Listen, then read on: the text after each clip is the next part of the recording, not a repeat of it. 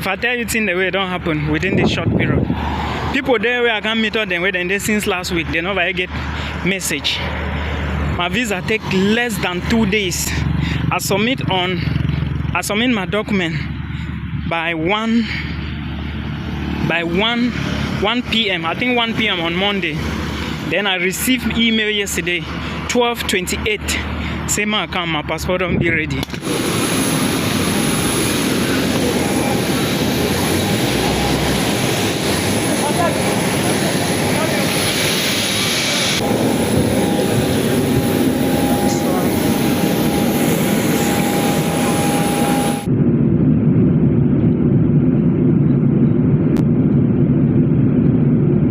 The second school you should check in the Czech Republic is Masaryk University. Now, Masaryk has some special features you should note down, and the very first one is that it is the only university in the Czech Republic you can pay upon arrival in the Czech Republic. Do not forget this. This is the law we have now. Things may probably change in the future, but for now, Masaryk University can permit you apply for your visa before you move to the Czech Republic. But remember, your proof of funds must have your tuition fee for 1 year plus your proof of funds. Okay, your tuition plus proof of funds, because proof of funds is usually living cost money. I hope you understand. The proof of funds used to be 115,000 Czech krona. I don't know how much that is in euro. You can convert to your own local currency, but we are going to check very soon to see if there are changes, because many countries, especially like Finland and Sweden, are making changes, and Luxembourg has equally made some changes, which I'm going to be bringing the videos very soon. So, and Masaryk, is it every faculty which is open? No. The faculty that is open is the Faculty of Social Studies, and at this faculty, check for BSc and MSc programs. The deadline to apply is 31st of October, and the tuition fee is 3,000 euros for 1 year. The next university I want to talk about is Mendel University, and this university is also found in the Czech Republic. Now, remember at the beginning I made mention of some special qualities, and Mendel University has one. At Mendel University, you are not going to pay any application fee. So go immediately and check it out to see if they have programs for you to apply for February 2025 semester. Now, when you arrive the Mendel website, check the Faculty of Regional Development and International Studies. This is the faculty that I know that always have application long overdue. So there is no application fee, and the tuition fee they charge in Czech krona. Some universities, just to add this, some universities don't charge in euros in the Czech Republic. They would rather charge you in their currency. So you are the one to then know how much you are going to pay in euros. At this university, you are going to pay 65,000 Czech krona. And remember, there are equally some universities that only teach dentistry and medicine, and they are very expensive. Though, if you are looking at top places like the United States and the UK, it is still very affordable. So I'm just here to explain to you that you can also study medicine or dentistry in Czech Republic. Now, remember, Czech has appointment issues, and I want you to pay attention to this detail very well, to this info I just gave you. While you are checking this school, also be putting appointment issues into consideration. Constantly check university's website, because some schools might just decide to open their portals, like Czech University of Life Sciences. They are very unpredictable and can open their application portal at any time. But if you want to apply to study next year, September 2025, make sure at the end of this month you are looking at Czech University of Life Sciences. I mean, check their website, because hopefully they will be open. And this is one of the universities in Czech Republic that is quite cheap. There are programs there that cost less than 1,000 euros. Oh yes, I know what I'm talking about. So make sure you check, and of course, please share this video so that other people can see it. Let's talk about these questions that so many people have been asking me. The questions, I will just be answering them. Some people have asked me a couple of questions about the Netherlands, and I'm going to answer them here. Okay, there was one I forgot. So I'm going to answer them here. And there are total of 2, 4, 6 questions. So in case you want to come to the Netherlands to study, you should know everything you have to do and possibly advise somebody as well. So the first question goes as thus: who applies for your visa? Now, the visa application for the Netherlands is quite different. It's not the same like in other countries in Europe. So you should put this into consideration. Now, how does it work? When you get admission to a school in the Netherlands, in this country, the school will ask you to pay some money into their account. All right. I think there are just few schools you can pay. I'm not quite certain because I saw one school, but I didn't check detailedly since they never had a program for me when I was doing my application way far back, right? So what happens in this country is when you get admissions, the school will give you an account. You put the money inside, okay? Then when you put the money inside, the school will send some documents to you to sign. Then upload back to the portal, which is the study link portal. Now, when you upload, the school will now be the one to apply for your visa. I hope you understand. So this is basically how it works in the Netherlands. Now, remember, the amount you are transferring to the school has to be as follows.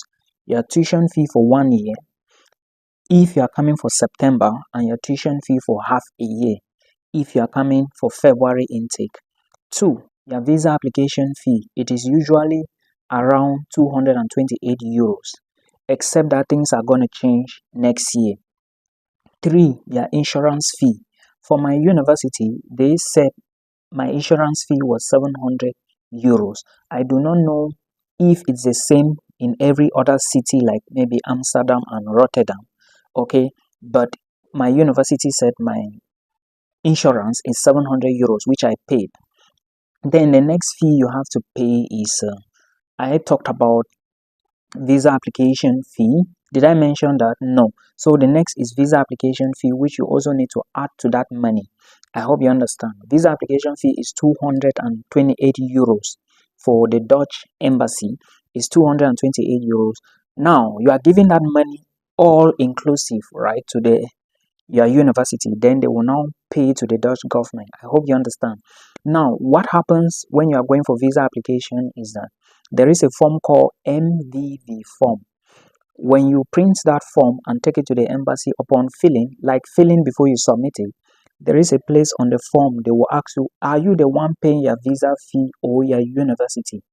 Then you will indicate now your university, because you gave them the money already and they will pay to the Dutch government because they are applying for your visa to the Dutch government. Then when the Dutch government approve it, they will now send approval letter back to your university. Then your university will now send to you. You book an appointment and go to the embassy. I hope it's understood. So it is your university who is going to apply for your visa. In other words, it is your sponsor, because it is your school is bringing you into the Netherlands as they are sponsoring you. So you need to give them the money to apply for you, not you. It's the same thing for the skilled professionals who are moving into this country. When they find a job, I don't know how it's done. It is the company that applies for their visa. I hope you understand. Now, moving further, another question was like, Milton, are there scholarships?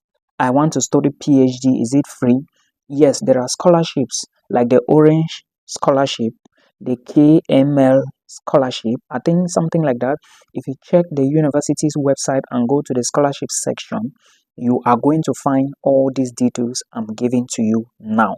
So please check them out, and of course, make sure you check detailedly. And if you are looking for scholarships, make sure you start checking from now till the end of December, because I remember when I was doing my application, I was actually checking the scholarships in every school, and I realized that their closing date had passed in January, and I was checking that was in May. Do you understand? So please put this into consideration. Then another thing you should know is, if you want to do a PhD in the Netherlands, you need to start reaching out to the supervisors, potential supervisors in various universities that offer your program you want to study. So put this into consideration as well. Then only you can find your PhD scholarship, and there is a procedure for that. Everything is going to be on the school website, so check it slowly to actually understand. Okay, then some other people were asking me which is the website to do the application. We do not know. The website to do application in the Netherlands, to study in the Netherlands, is studyinthenetherlands.nl. Now, when you check it, you are going to realize that it is written in yellow on Google. Okay, so check it very well. I mentioned that in my previous videos, so you can check all those videos, and of course they can guide you more. When you go to that website, everything is there, all the schools, all the cities, all the scholarships, everything. So please verify. Now, for the tuition fee and the visa cost, I explained already in the other part, where I said it is your sponsor who is going to do your visa application, right? So you now understand what to do. Let's talk about those who are asking, Milton, I have HND, can I study in the Netherlands? Another one said, Milton, can HND student study? HND was 4 years, and now I don't have PGD. Okay, now in this country called the Netherlands, if you look at most universities' website, at least 99% of them do not accept HND for masters. What they basically know is a bachelor's degree, maybe arts, science, social science, or engineering, bachelor's of any. They want but a bachelor's degree, not an HND. I don't know if there are schools that accept HND here, but all the schools I was checking, they were putting emphasis on degree. It doesn't matter. Some programs will even tell you that if you did a bachelor's in maybe economics, it doesn't matter if you want to do a bachelor's in hospitality. Some schools will tell you like that. They will just tell you, if you want to apply, make sure you have at least a bachelor's degree in order to apply. So please put all these things into consideration. Okay, so HND students, you need to think about it, because I think it's going to be difficult for you to study a master's program in the Netherlands with your HND. On the other hand, I didn't say not every country accepts it. Some schools in the US can accept it. You can decide to do West evaluation to increase your acceptance. Okay, if you do West evaluation, it's possible to study even a PhD with your HND, but they have to evaluate to see if it's up to the standard. I hope you understand. So please put all these things into consideration, because they are so important for you to know before you start coming here. There are many schools in the Netherlands, so take your time and go through the school website properly, so you actually understand what is going to happen.